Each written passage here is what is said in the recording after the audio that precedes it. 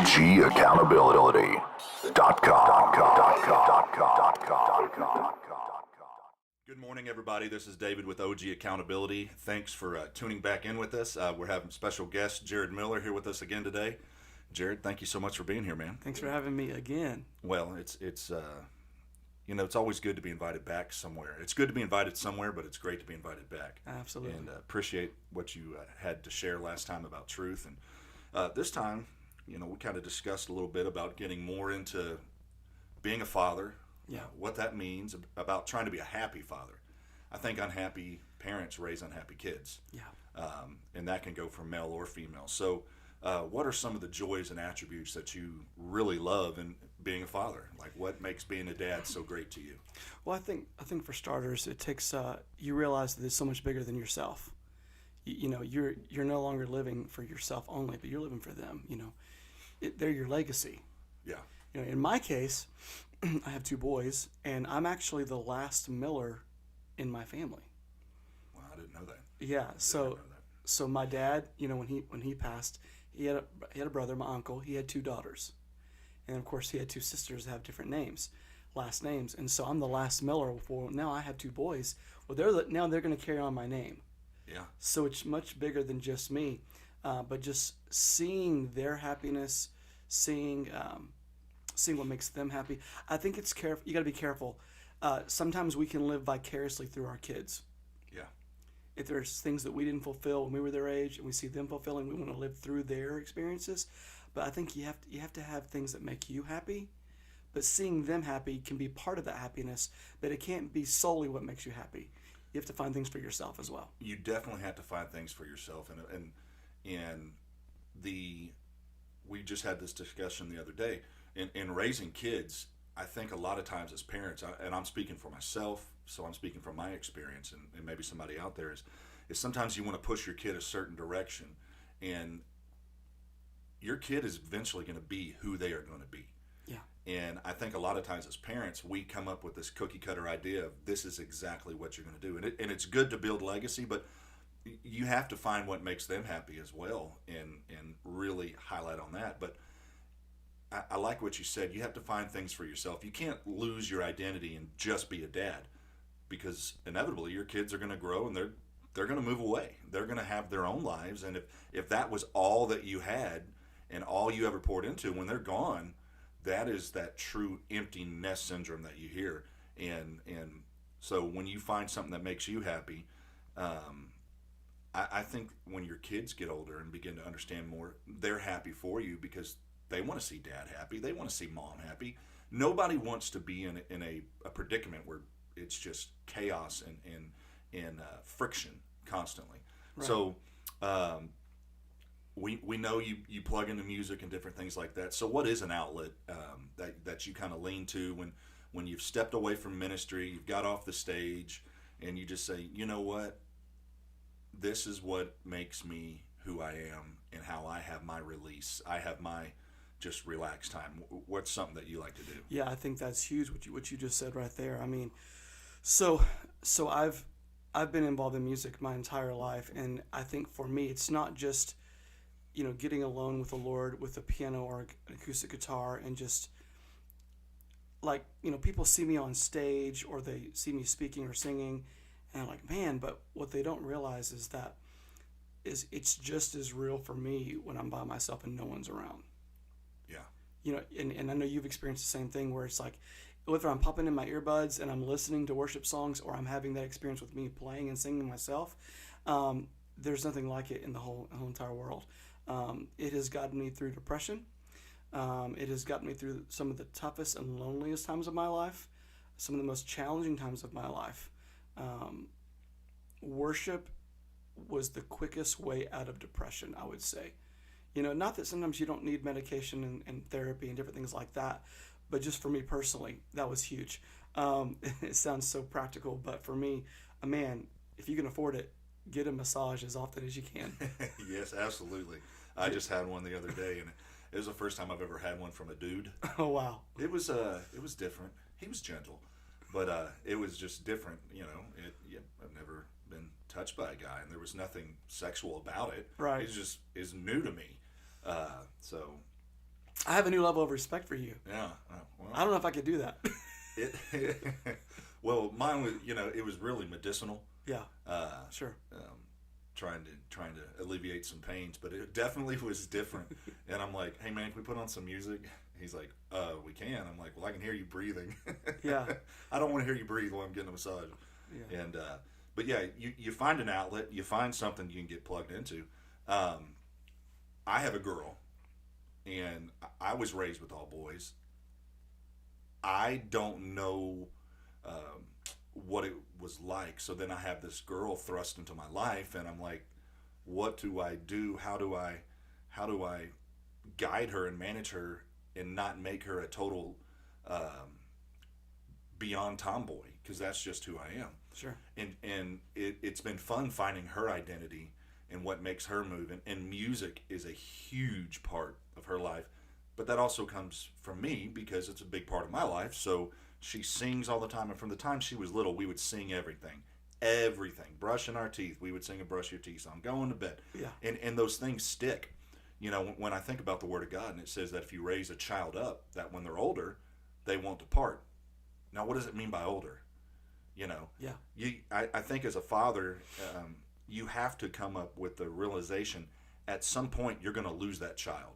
There's going to be a point where they don't want to talk to you. They probably tell you they hate you. They're going through puberty, emotions going crazy, being pulled from all different directions. And it's different now than when we were younger because now you are plugged in nonstop.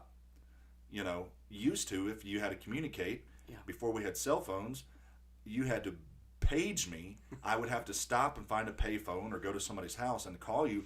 Now the accessibility has carried over, Yeah. but it's carried that way with kids. They're plugged in nonstop. From the time they get up, a lot of them have a screen in front of them. And, Danny said something really good. The screen's a great babysitter, but you better be careful what they're watching because something's going to influence them. So I have this girl. I'm just went through a divorce. Trying to dig my way out of the hole that I just got into, and in the meantime, try to be a good dad. And I think my hardest part was finding something that made me happy and doing that. The depression is that welcoming warm blanket, and it was just easy when I didn't have my daughter to just go home, not be around people, not talk to anybody, and that's not healthy. That's not healthy. So I had to find something, and for me it was music. And now when I can identify certain areas of my life, when you go through healing's a process. I think I heard it said real good. Miracles happen instantaneous. Healing's a process. That's right. In healing and choosing to get past certain things, you really start recognizing character flaws about yourself. Self-reflection's hard if you'll actually listen to what's going on. So music was something that helped me out. Music helped you out. And then now, here we are. We've moved past. Our lives are going forward. You have a book out. You're traveling a lot, playing music. Do you ever still hear that, just that voice of doubt, like you're doing it all wrong? Nothing's going right. You're a fool. Do you ever hear those voices? They kind of creep up maybe in the middle of the night or, while you're driving in your car, while you're brushing your teeth. Almost daily. Almost daily. Yeah, absolutely. There's questions of doubt that bombard you. There's triggers, there's little jabs here and there, little things, little hiccups of life that make you doubt. But I think that I'm gonna make a churchy statement, but it's still a truthful statement. Don't forget in the dark what God told you in the light. Wow, yeah. We forget during the hard times. We do. Think about this. Look at Elijah.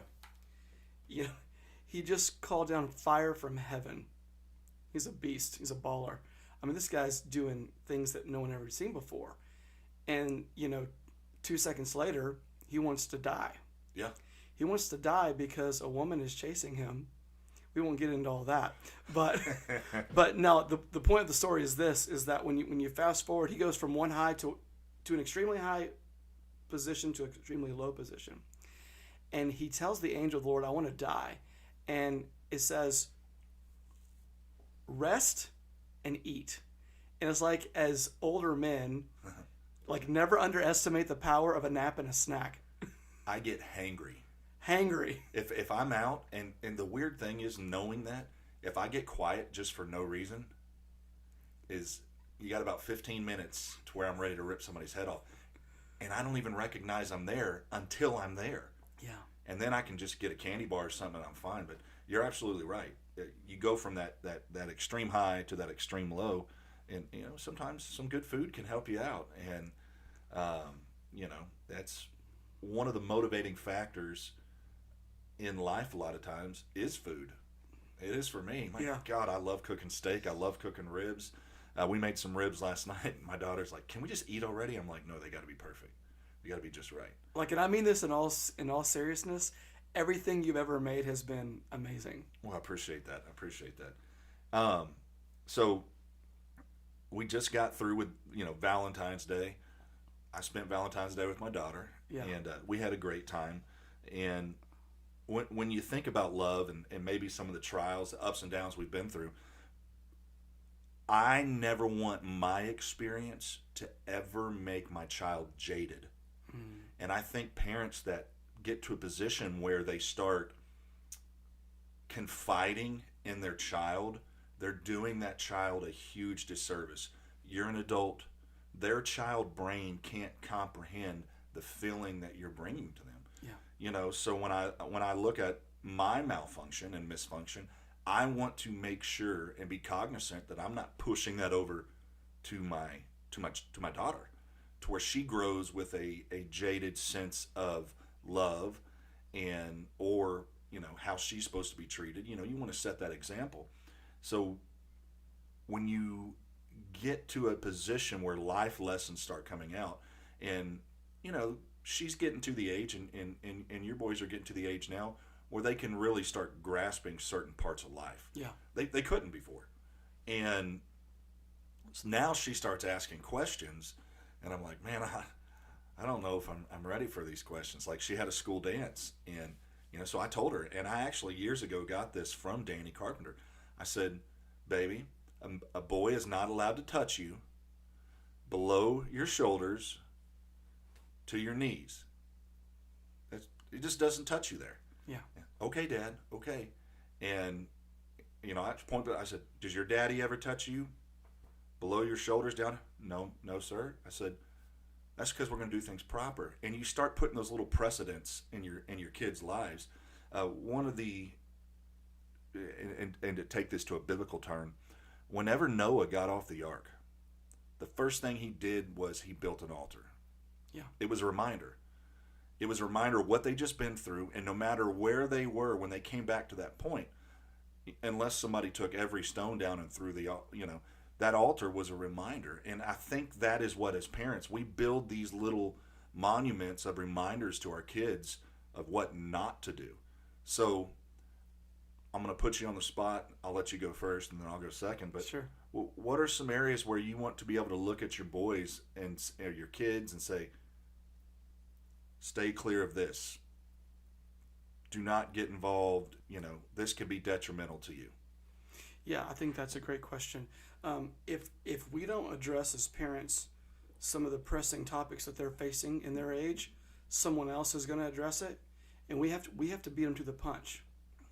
And if we are afraid to address certain topics like don't do this and stay away from that, if we don't do that, they're going to say, what's the problem? What's wrong with me doing this? If my friends are doing it, why can't I do it? And so sometimes as parents, I don't know if you've experienced this, but for me, Grace and Owen are asking me questions, and I'm like, well, crap. How am I supposed to answer that? I don't even know if I know how I feel about that. Yeah. And so one thing that I try really to be intentional about is not to give them a fake answer. Like, if I don't know, instead of trying to act like I have all the answers, I'll say, son, I don't know. I'm going to have to research that. I'm going to have to contemplate. I'm going to have to pray about that. Like, I don't know how I feel about that. There are things that our kids are going through that you and I have never gone through. Absolutely. And so, the obvious things, such as my own experiences of drugs and who you surround yourself with, the right influences, the right relationships, who to stay clear from, who to gravitate to. I tell Grayson this all the time. I'm like, someone's either influencing you or you're influencing them. At 100%. There's only one way around it. Yeah. And that is that's the path right there. Somebody's influencing somebody. And when we look at young kids, and you can't walk through a grocery store, just look around, you'll see a kid, twerk and doing this little, Yeah. and they're all dances that are put out on social media as challenges, and you just see the wave take over of these kids doing all this different stuff. And sometimes those kids are shaking their bodies to songs that are talking about some pretty horrible adult things, and you can't help as a parent sometimes say, well, I don't want to say anything, I don't want to be the unfun parent. But I promise you, your kids may not fully understand what is being said in that music, but they're picking up on something. They are. They are picking up on something. And, speaking of music has changed. Now, you can say whatever you want if you put a beat to it. Yeah. Then it's artistic, it's art. So certain things you couldn't say out loud, now you can say in a song and it's okay. But we have completely ripped the blinders off, in the 70s and 80s and even 60s and 50s, they would sing in code about things. Now they just point blank come out and say it. Yeah. I think some rappers were actually admitting to some crimes that they committed in their songs, and it's like, what is going on? Yeah. And that's what's happening with dealing with kids. Is there's a lot of questions because they're hit with things they don't have answers to. They're hit with vulgarity. I mean, everything is over sexualized. Everything. Yeah. And then we wonder why teen pregnancy went so high for the longest time. We wonder why young men don't know how to treat a young woman and they objectify them. It's in the movies, it's in the music, it's in the TV shows. Yeah. And it's hard sometimes wanting to guard and protect your kid from that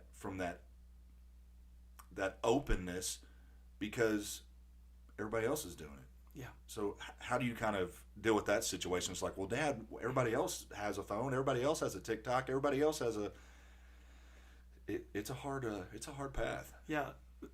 A famous line that my dad would always tell me, and I tell this to my sons, is I would say those very things. Well, what about this? They're doing this. Why can't I do this? And my dad would say, son, you're not everybody else. Yeah. He goes, I'm not concerned about them. I'm concerned about you. And so I think what we have to be careful with, like if I tell my sons, hey, we don't do this as a family. This is not part of our value system. We can't just tell them what we don't do. We have to tell them why we don't do it. And we have to back it up. If for me and my family, if the Bible is the foundation, if it's the guidebook, if it's what guides my decision making in this life, then I have to be able to back that up soundly, but not just from a scriptural standpoint. I have to make it make sense practically in their 11, 10, 9-year-old world, 7-year-old world, for them to be able to wrap their mind around it and say, okay, Dad, not only does that make sense from a biblical standpoint, not only does that make sense from a practical standpoint, but I also see that you're living, or you're doing your best to live what you speak. Yes.